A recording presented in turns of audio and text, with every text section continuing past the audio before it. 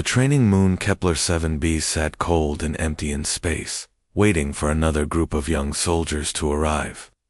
This wasn't just any ordinary military base. This was where the galaxy's toughest survival test happened every year. The moon's surface looked like a nightmare. Sharp rocks everywhere, thin air that could barely keep you breathing, and a landscape that seemed designed to kill anything stupid enough to walk on it. Commander Valterra stood in the main control room, her silver scales catching the light from dozens of computer screens. She had run this test for 15 years, and every time it went the same way. Young cadets from across the galaxy would arrive full of confidence, then spend the next few hours crying for their mothers while running from fake monsters and environmental disasters. It was brutal, but it worked. The ones who survived became real soldiers. The ones who broke down went home to desk jobs. Today felt different though. Valterra couldn't shake the feeling that something was about to go very wrong with her perfectly planned nightmare. The first transport ships began landing outside the main facility. Through the massive viewing windows, Valterra watched as cadets from 12 different alien species stepped onto the moon's surface. Each group moved exactly as she expected them to. The Kirel cadets huddled together in a tight formation, their colorful feathers ruffled with anxiety. These bird-like beings were naturally nervous, always scanning the sky for predators that might swoop down from above. Even here on a controlled military base, they couldn't help but bunch together for safety. Their squad leader kept making soft chirping sounds to calm the others down. The Montari cadets moved with jerky, mechanical precision. These insect creatures were incredibly disciplined, but stress made them twitch and click their jaws uncontrollably. Valterra could hear their nervous clicking from 3 floors up. Their natural armor looked impressive, but she knew from experience that their minds broke easily under pressure. The massive Gorvani cadets lumbered around slowly, trying to look tough and unimpressed. These rock-skinned giants were strong enough to punch through steel walls, but they scared easily when faced with things they couldn't smash. Their weakness was anything that moved faster than they could swing their huge arms. Every other species showed the same patterns: nervous energy, quiet conversations about what horrors awaited them. Some were already sweating, despite the cool air. A few looked like they might be sick. This was exactly what Valterra wanted to see. Fear was a tool. Controlled fear made better soldiers. Then the final transport landed, and everything changed. 5 figures stepped out of the ship, and immediately Valterra knew these were the humans she'd been warned about. Earth was classified as a Class 12 death world, a planet so dangerous that most galactic species considered it uninhabitable. The survival rate for non-humans visiting Earth was less than 30%, even with full environmental protection suits. But these humans didn't look like products of a hellish death world. They looked like they were heading out for a weekend camping trip. Lieutenant James Parker stepped onto the rocky surface and stretched his arms above, his head like he was waking up from a good night's sleep. He was tall and solidly built, with the kind of easy confidence that came from someone who'd never met a problem he couldn't handle. Instead of nervously scanning for threats, like every other species, he looked around the hostile landscape and actually smiled.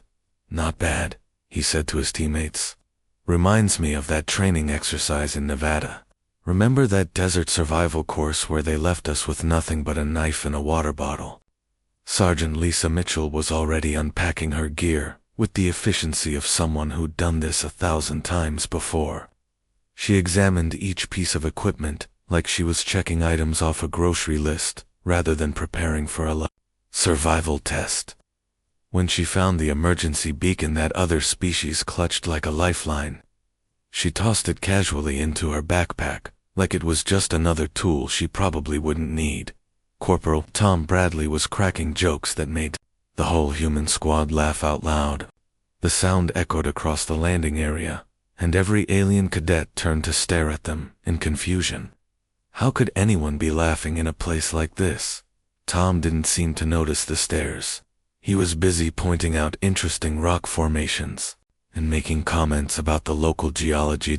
Private Kate Sullivan shouldered her pack and looked around with the expression of someone evaluating a nice hiking trail. Good terrain for movement, she noted professionally. Decent visibility, multiple escape routes, natural shelter options. Could be worse. Private Dave Watson was already taking notes about the environment, like he was planning to write a travel review later. He seemed genuinely interested in the moon's atmospheric composition and kept making observations about how the low gravity would affect their movement patterns. Up in her control room, Commander Veltara felt her scales darken with worry. In 15 years of running these tests, she had never seen cadets react to Kepler-7b with anything resembling enthusiasm. Most species took one look at the hostile environment and began preparing for the worst. Experience of their lives, these humans were discussing camping strategies. Commander Veltara pressed the activation button with practiced precision. 15 years of running survival drills had taught her exactly when to spring the first trap.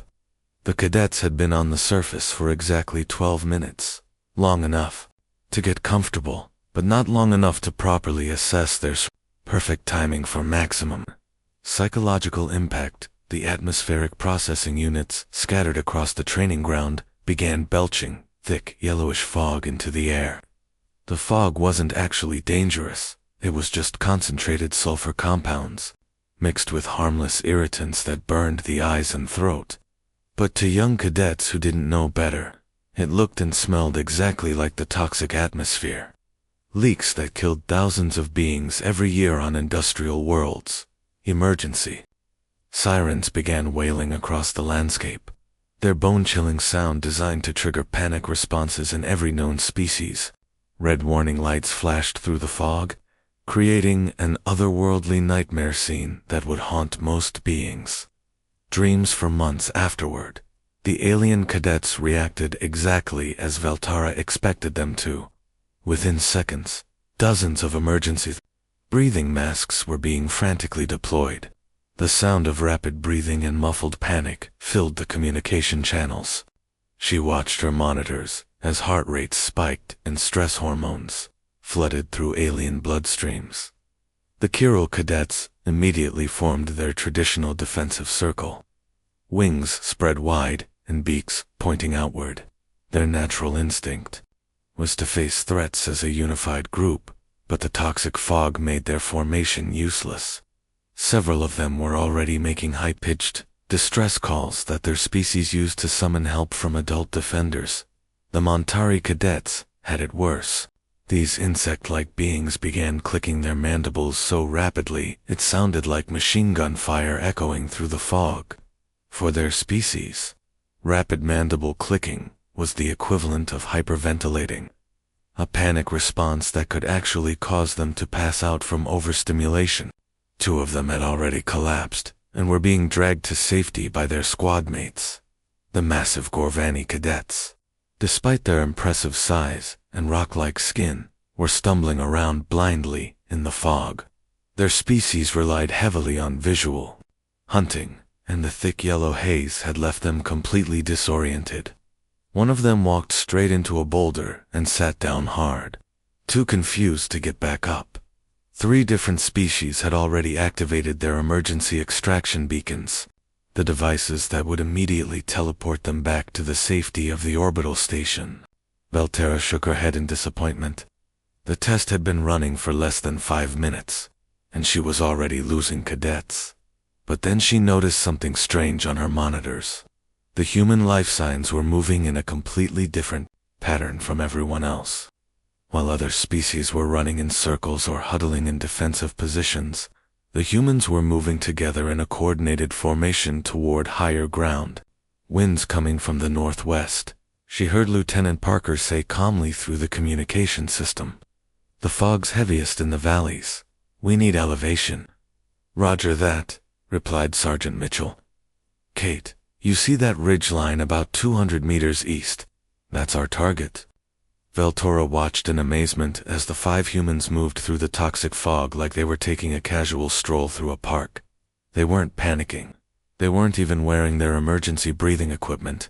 Instead, they were treating the crisis like a navigation exercise. "Reminds me of that training mission in Scotland," said Private Watson, his voice completely relaxed, despite the chaos around them. "Remember when that fog rolled in during the mountain climb? Couldn't see 5 feet in front of us, but we just followed the terrain up until we cleared the cloud layer. At least this stuff doesn't smell like rotting fish," added Corporal Bradley, making his teammates chuckle, even as alien screams echoed through the fog around them. Within minutes, the humans had reached a rocky outcrop where the artificial fog dispersed naturally in the wind currents.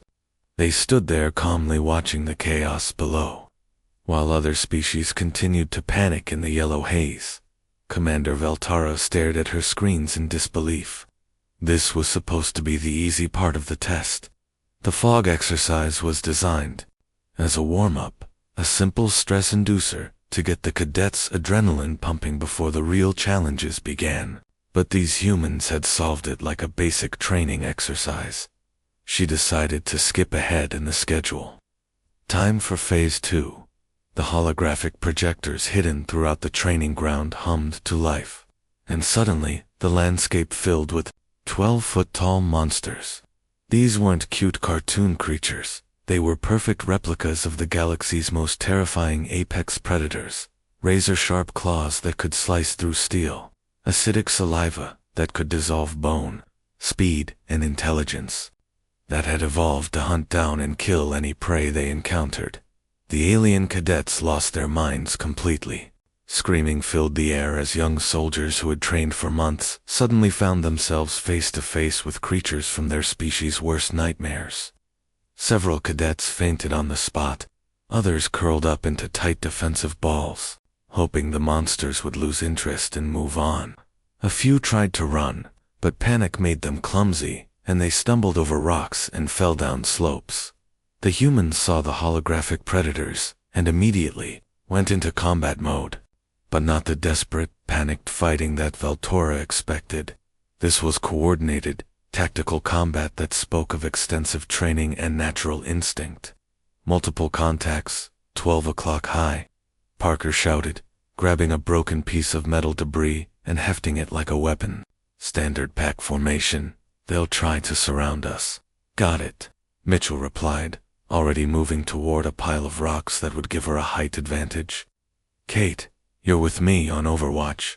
Tom and Dave, support Parker on the flanks." Vel watched in stunned silence as the 5 humans spread out into a fighting formation that looked like something from an advanced military tactics manual.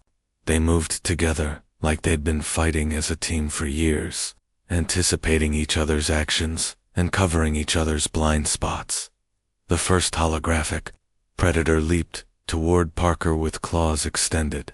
Instead of running or cowering, he sidestepped at the last second and brought his improvised weapon down on the creature's neck with enough force to shatter the holographic projection.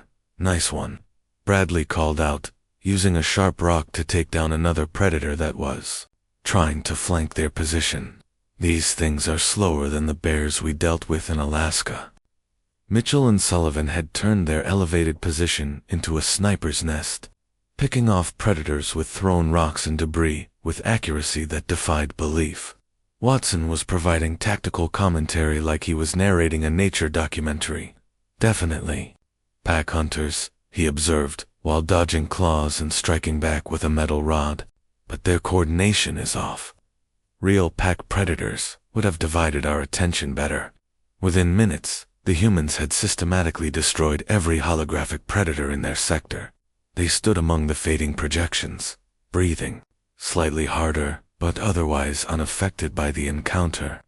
"Well, that was fun," Mitchell said, wiping sweat from her forehead. "Good cardio workout. What's next?" Commander Veltara couldn't believe what she was seeing on her monitoring screens. Every readout told the same impossible story. The Kirill cadets' heart rates were so high that 3 of them had already been emergency extracted to prevent cardiac arrest. The Montari stress indicators were flashing red across the board. Several were having complete nervous breakdowns and would need weeks of therapy to recover. Even the tough Gorvani warriors were showing signs of psychological trauma that would haunt them for months. But the human readings made no sense at all.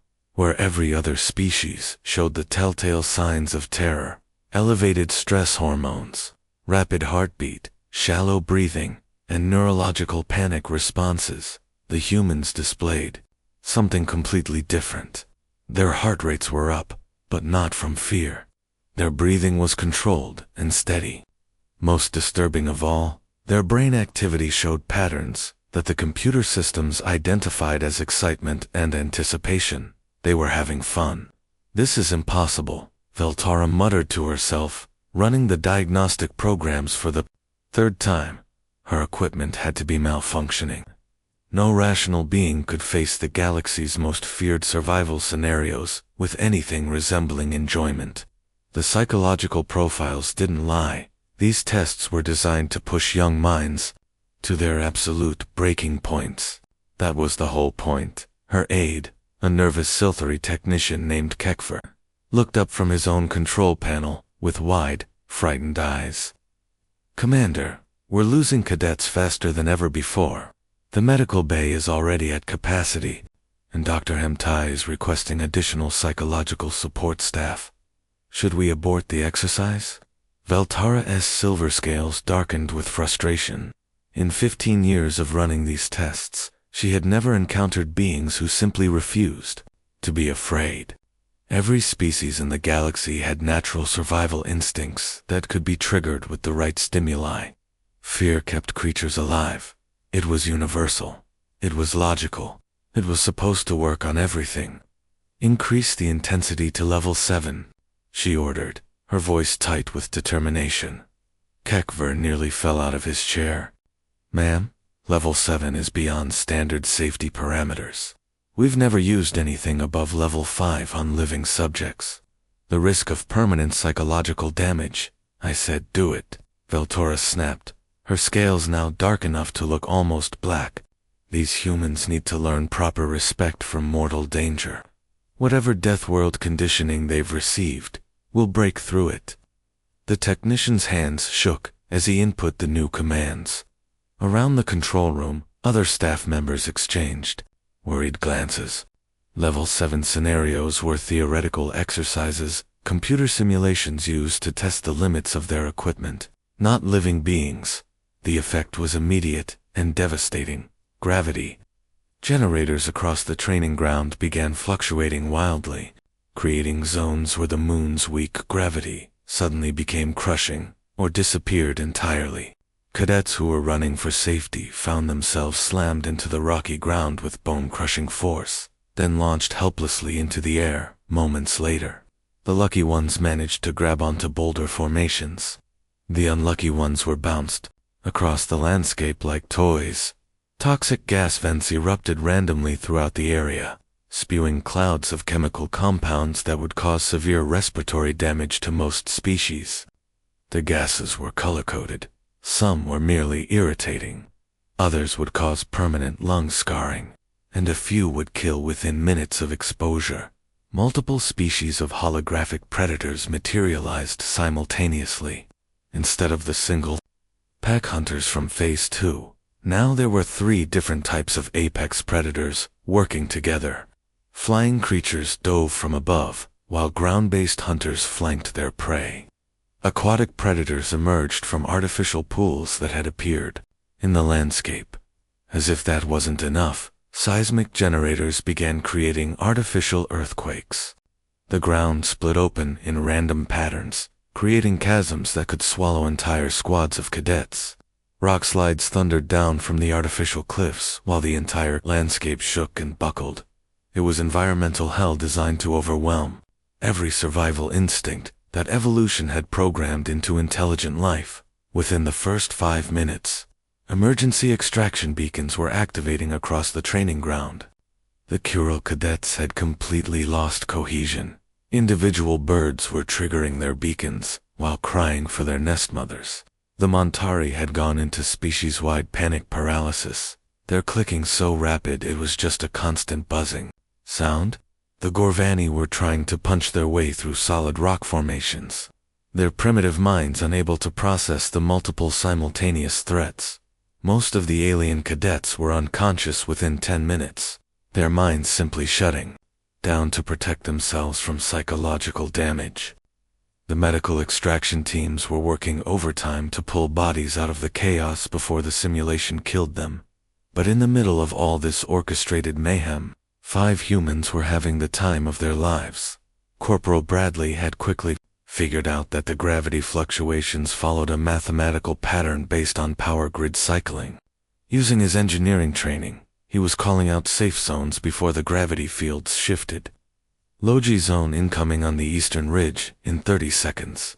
High-G field dropping in the southern valley. Move now. Private Sullivan had spent the first few minutes sampling different gas clouds to determine their actual threat levels. Her medical knowledge let her identify which ones were genuinely dangerous versus merely unpleasant. Green gas is just sulfur compounds, nasty smell, but harmless. Red gas will burn your lungs. Avoid that stuff. Blue gas is some kind of nerve agent. Definitely stay clear. Private Watson was reading the artificial earthquake patterns like he was studying a geology textbook. These seismic events are too regular to be natural. There's a generating station about 2 clicks north. If we can get there, we can predict the fracture lines and use them for tactical advantage. Lieutenant Parker was coordinating their responses while helping Sergeant Mitchell build an increasingly sophisticated shelter from debris. They worked together like a construction crew that had been building things together for years, turning each environmental crisis into another engineering challenge. The Predator AI is actually pretty impressive, Parker noted while fending off a holographic flying creature with a piece of rebar. They're using cooperative hunting strategies, but they're still following programmed behaviors. Once you learn the patterns, they're predictable. Weather's holding up nicely, Mitchell added, using her elevated position to spot incoming threats. Remember that exercise in the Welsh Mountains, where we had to deal with the blizzard, the rock slide, and those mock enemy forces all at the same time? At least here we don't have to worry about hypothermia. Up in the control room, Kekvar was staring at his instruments in horror. Ma'am, the human stress indicators are actually dropping. According to these readings, they're becoming more relaxed as the danger level increases. Commander Valterra felt something she'd never experienced in 15 years of military service. For the first time in her life, she was beginning to understand what real fear felt like. 6 hours had passed since the simulation began, and Commander Valterra felt like she was losing her mind. The medical bay was completely full of alien cadets suffering from severe psychological trauma. Dr. Hemtai had stopped accepting new patients an hour ago, and was now requesting emergency transport ships to evacuate the most serious cases to psychiatric facilities on nearby worlds. The Kural cadets weren't just scared, they were having complete mental breakdowns. Their feathers had turned completely white from shock, a physiological response that usually only happened when members of their species witnessed the death of their entire flock. 3 of them were catatonic and would probably need months of intensive therapy before they could function normally again. The Montari weren't much better. Their mandible clicking had evolved into a constant grinding sound that was actually wearing down their natural armor plating. The medical staff had to sedate 4 of them to prevent them from literally grinding their jaws down to nothing. The rest sat in medical beds, staring at nothing and making soft whimpering sounds that no one had ever heard a Montari make before. Even the mighty Gorvani warriors, beings whose ancestors had conquered entire star systems through sheer physical power, were reduced to crying like younglings. Their rock-hard skin had actually started cracking from stress, creating fissures that leaked a pale blue fluid that served as their blood. One of them kept asking for his mother in the ancient Gorvani tongue that most adults hadn't spoken since childhood. Every single alien cadet who had entered the simulation was now either unconscious, heavily sedated, or requesting immediate transfer to non-combat duties. The survival test had broken them completely, but somehow, impossibly, the 5 humans were not only still active, they were actually performing better as the challenges increased. Veltara watched her monitoring equipment with growing horror, as the human vital signs continued to show nothing but calm competence. Their heart rates were steady, their breathing was controlled, their brain activity patterns indicated focused concentration and problem-solving rather than the panic responses that should have overwhelmed them hours ago. "This is impossible," she muttered for the 100th time, running yet another diagnostic on her equipment. "The readings have to be wrong. Nothing can withstand this level of sustained terror without breaking." But the equipment wasn't malfunctioning. If anything, the humans seemed to be getting more comfortable as the situation became more deadly. Their coordination was improving. Their tactical responses were becoming more sophisticated. They were learning from each crisis and adapting their strategies in real time. Veltara realized with growing dread that she had exhausted every standard protocol in the survival testing manual. Level 7 intensity had completely shattered the minds of every other species, but the humans had treated it like a moderately interesting training exercise. She had never authorized level 8 before, and the psychological damage to alien cadets had been so severe that she'd had to activate emergency medical protocols. Now, there was only one option left. "Level 9, she ordered, her voice barely a whisper. "Maximum intensity." The entire control room went silent. Technicians stopped working and stared at their commander in shock. Kekver actually stood up from his workstation, his silver scales pale with fear. "Ma'am, level 9 protocols have never been tested on living subjects," he said carefully. "Those scenarios are purely theoretical. We use them to stress test our equipment under impossible conditions. The psychological damage could be permanent. The physical trauma could be fatal." "I said level 9, Veltara repeated, her scales now so dark they looked almost black. "If these humans want to play with death, let's see how they handle the real thing." Her staff reluctantly began inputting the commands, their hands shaking as they activated systems that had never been used outside of computer simulations. Warning. Lights flashed throughout the control room as safety protocols engaged, trying to prevent what the computers classified as a potentially catastrophic mistake. The training ground transformed into a vision of apocalypse. Artificial volcanic eruptions split the landscape open, sending molten lava flowing in rivers across the rocky terrain. The air filled with superheated ash and toxic gases that would kill most beings within minutes of exposure. Meteor strikes began cratering the surface with impacts that registered on seismic equipment 3 systems away. The atmospheric processors went haywire, creating zones where air pressure fluctuated between crushing depths and the vacuum of space.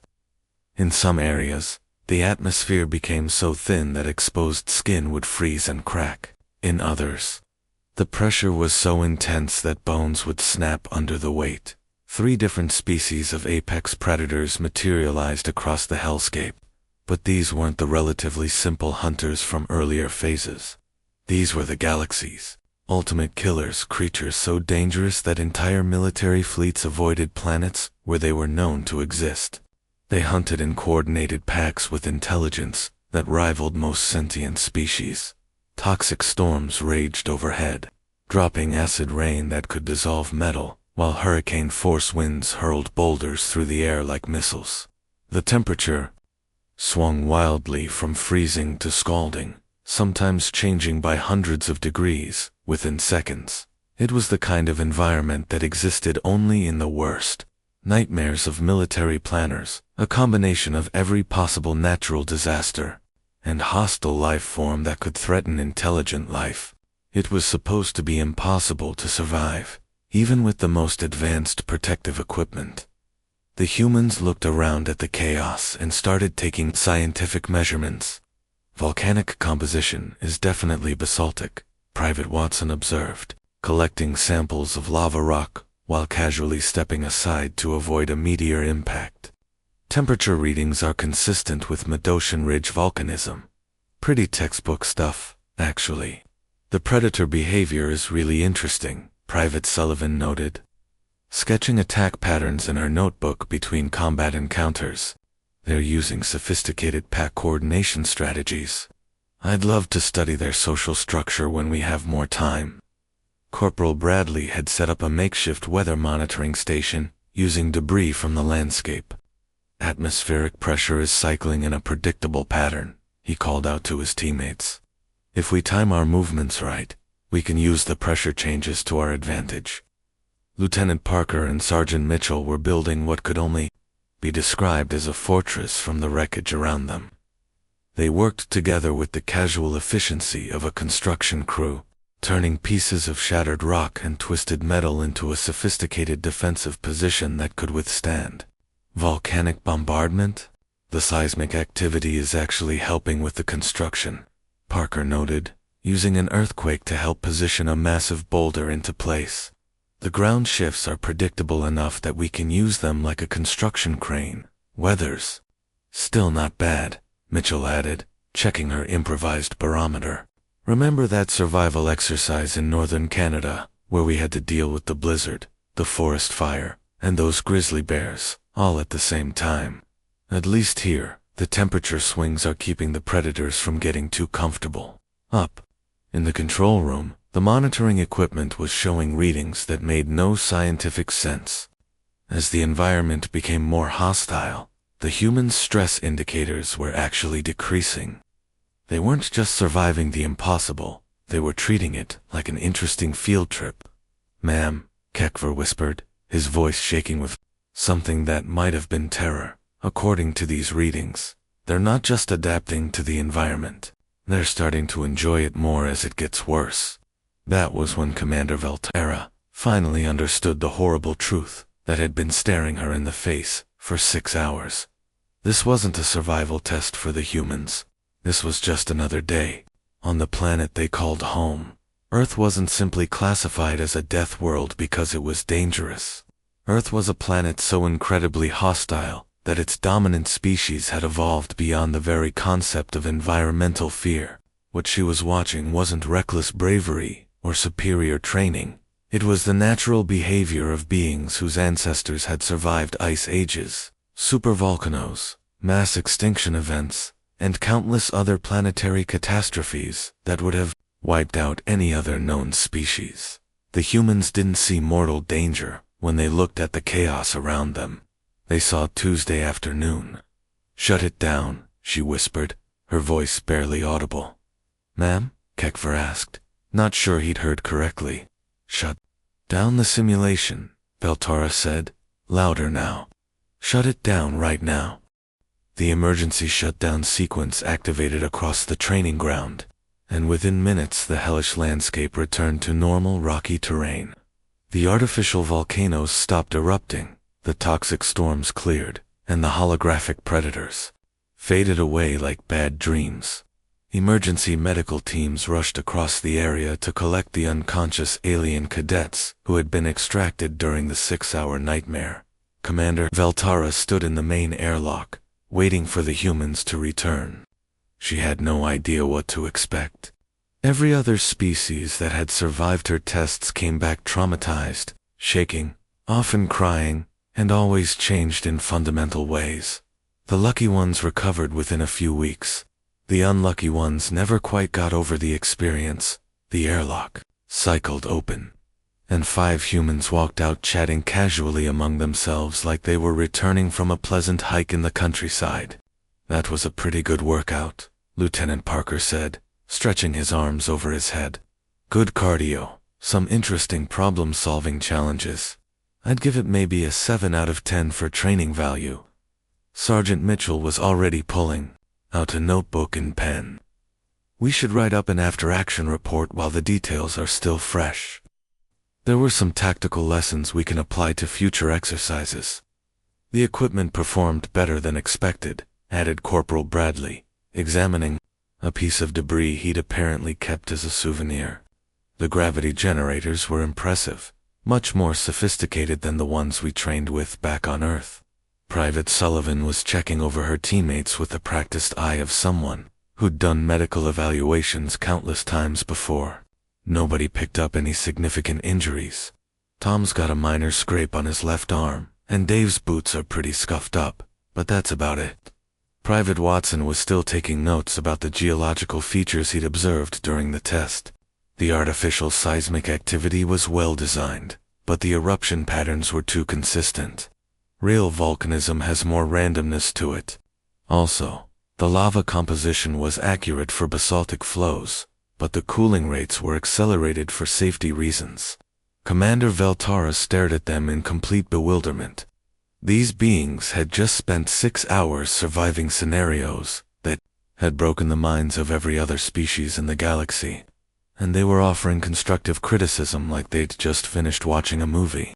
The Predator artificial intelligence could use some improvement, Parker continued helpfully. Real pack hunters don't split their formations that predictably. Also, the coordination between different predator species felt scripted. In nature, competing apex predators usually avoid each other rather than working together. The atmospheric hazards were pretty realistic, Mitchell added, but the toxic gas dispersal patterns were too uniform. Maybe add some wind variance to make it more challenging. And the volcanic ash cleared too quickly. Real ash stays in the atmosphere for months. The gravity fluctuations felt artificial, Bradley noted. The pattern was too regular. Maybe randomize the timing more. Also, real gravitational anomalies would affect inner ear balance differently than what we experienced. Veltara felt like her understanding of the universe had been turned upside down. How? She asked, her voice barely above a whisper. How do you show no fear? The humans exchanged puzzled glances, like she'd asked them how they managed to breathe air, or why they had 2 eyes instead of 3. Fear of what, exactly? Bradley asked, with genuine confusion. I mean, it was definitely intense, and we had to stay focused. But nothing we encountered was beyond our training parameters. The atmospheric problems were similar to industrial accidents we drill for back home. The seismic activity felt like a moderate earthquake, maybe a 6.5 on the Richter scale, which is significant but manageable. The predators were impressive, Watson added. But they reminded me of the grizzly bears we deal with in Alaska, except these were actually smaller and less aggressive. A real grizzly will chase you for miles if you get between it and its cubs. These holographic things gave up pretty easily. The volcanic activity was annoying, Sullivan admitted.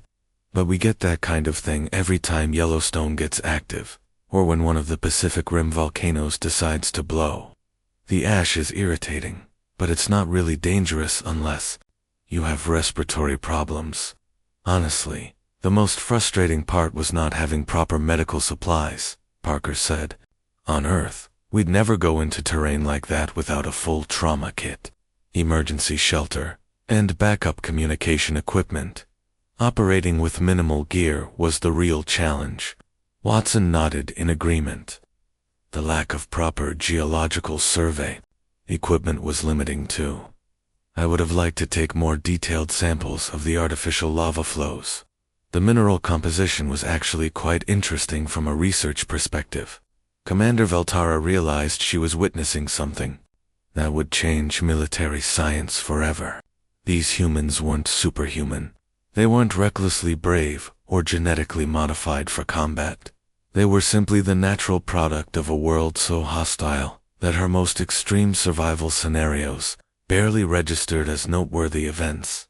Earth wasn't just classified as a death world, it was a planet where daily life included threats that would terrorize advanced galactic civilizations. These humans had evolved on a world where hurricanes, earthquakes, volcanic eruptions, ice storms, deadly wildlife, toxic plants, and countless other hazards were just normal background conditions that you learned to deal with or you died. What, she had thought, was a test of ultimate survival had been, for them, just another training exercise that was slightly more interesting than usual. 3 weeks later, Commander Veltara submitted her report to Galactic Command. The document was classified at the highest security levels and completely revolutionized military thinking across the galaxy. The conclusion was simple, but profound. Humans weren't recklessly fearless warriors who ignored danger. They were the products of a world so dangerous that galactic extreme survival scenarios were equivalent to mild inconveniences. Within a month, human instructors were being assigned to training facilities across the galaxy. The old survival programs were completely redesigned based on human input, instead of trying to terrify young cadets into developing proper fear responses. The new programs taught them to think like humans. The first lesson was always the same, delivered by instructors who had grown up dodging tornadoes, surviving blizzards, and sharing their planet with creatures that could kill them in dozens of creative ways. Stop thinking about survival as something that happens to you. Start thinking about it as something you do. For the first time in galactic history, other species began to understand what it meant to be apex survivors in a universe that never stopped trying to kill everything in it. They learned to see environmental hazards not as terrifying forces of nature, but as problems that could be analyzed, understood, and overcome through knowledge, preparation, and teamwork. The humans, for their part, were just happy that they finally had access to some decent training exercises, after spending their whole lives on a planet that was actively trying to murder them. The galaxy's most extreme survival scenarios felt like a relaxing vacation with slightly more interesting weather than usual. As Private Watson noted in his personal log, finally, some training that's actually challenging enough to be worth our time, though I still think they could turn up the difficulty a bit more.